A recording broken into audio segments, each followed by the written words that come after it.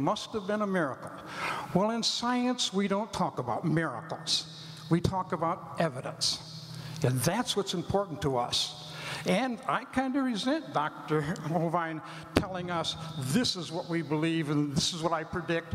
My prediction is that evolution has been going on for a long time, and it'll continue to go on, and it'll go on in the same way it's always developed. DNA will change bit by bit, little by little, and plants and animals will change. I have a couple of creationist magazines at home that told me in the Creationist magazine that the reason that we have thorns on blackberries and roses and the reason we have a toothache is because Adam and Eve fell from grace when they sinned. I have a hard time accepting that as scientific evidence. I would rather use as my scientific evidence tracing the origin of thorns and the origins of teeth back to their beginning, rather than relying on the fact that Adam and Eve sinned and that brought a disaster into the world. I'm done. Professors, would you like to formulate a question or another statement? You do have 2 minutes. Do we have more time? Do we have more time? You will after 5 minutes. How many? After Mr. Hovind goes. I didn't hear a word he said. We can understand you. I'm sorry, you'll have 5 more minutes after Mr. Hovind has his 5 minutes. So what were the 2 minutes that you said that we had time right now? On the board, 1 minute and 47 seconds. And we just talked about it. And who has that time right now? You do. Any three one of of you. us? Yes, sir. Oh, okay. Just trying to get the image straight. Thank you. I do wonder about my earlier question. I don't feel comfortable about it being answered. That is, you keep insisting that the God of the Bible in some way is responsible for all this. You may, even if you were to prove that there's some kind of spiritual force, it is not necessarily the God of the Bible. So you're taking a giant leap there. So I think there's a lot of that has to do with lots of faith that has to be developed in there. And I see that from our group here. And I think Mark Twain said about faith that faith is believing something you know ain't true. I don't think you can rely on faith. I think you need to, if you want to be honest, intellectually honest, you've got to come up with something a little bit more solid than just to buy in to the fact that 80% of U.S. Americans are God believers and only 14% are not. So I don't know. Is that? Can he answer that? Or absolutely. All right, that'd be nice. What was the question? Phrase the question again, please. You didn't really get. You made a statement. I didn't hear a question there. What do you want to hear? Okay, my original question was for you to show where the deity comes from. And you keep insisting that it is the God of the Bible. But that is another leap of faith that seems to be part of that. Can you sort of trot that out a little bit more? And let me say one thing also about the story that you gave about the National Geographic, or was it the Scientific American, with the the bird and dinosaur thing. It shows that the scientific community is working. These people are in dialogue. Error may occur where reason is left free to correct it. And in your system, it's nailed down by the Bible, and no, I cannot challenge that. With the invention of all kinds of strange beings, I just looked, this is very much news to me. I looked at one of the books that Jim has here, where the assertion is that evolution is inspired by Satan. And what now? We have Thank God, you, sir. We're going to have to cut you off, and you can be back in 5 minutes. Carry on. I guess I'm still a little baffled what the question was. If you're going back to, you didn't like my answer of how God did it, God is outside of time, space, matter. I think you need to stop and look at the theory that you are believing in, apparently, because there are so many thousands of unanswered questions. See, it's much easier for me to believe in the beginning God than to believe in the beginning dirt or matter.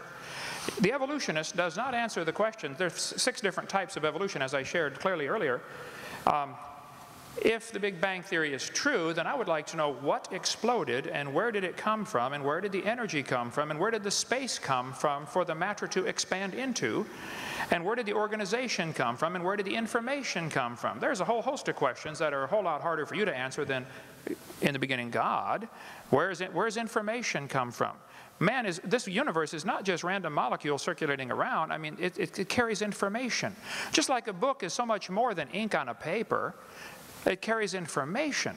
And the DNA is more than just chemicals. It's information. So the evolutionist never answers the question, where did this information come from? Where did the energy come from? Where did the matter itself come from? And you gripe about my belief. I believe by faith in the beginning God. I know, I admit I don't understand that. But you believe hundreds of things by faith. You don't even understand that you're believing by faith. You think matter is either eternal or can create itself. What's the two choices? How did matter get here? The world is here. Where did the matter come from? Did it just happen by itself, or is it all just imaginary? We're not really here at all. You're faced with the option of, we're not really here, this is all just our imagination, or it had a beginning, or matter is eternal, which is both of the second two options are in violation of the obvious laws of thermodynamics. Matter doesn't create itself. And everything degrades over time, so either it had a beginning or it didn't. If it had a beginning, then what was before the beginning? I mean, there's so many thousands of things you take by faith. I say in the beginning God, and you say, well, this matter somehow either was always here or created itself, and then this matter somehow became alive, and then this first living thing learned how to reproduce, and then it learned how to make something other than its kind. I mean, even though nobody's ever seen that, nobody's ever seen a dog produce a non-dog. Or you mentioned about, the fact that a wolf and a fox and a dog coming from a common ancestor off Noah's Ark in only 4,400 years. For heaven's sake, you believe they came from a rock. I mean, come on. I don't think my theory is that silly at all.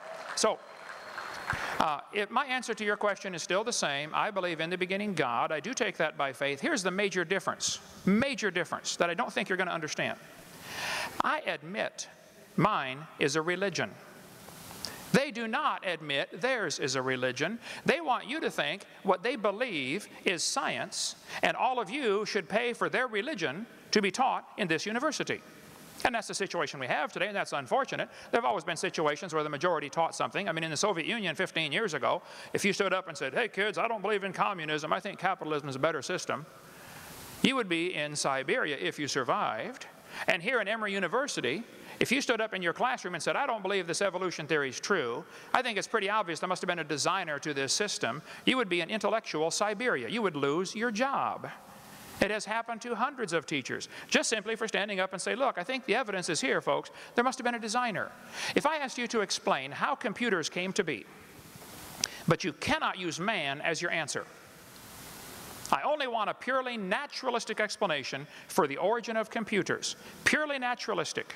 The answer has to lie within the computer.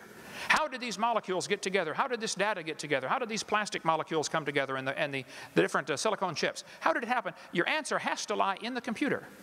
I've already eliminated the only obvious answer to the problem at the beginning by my definition.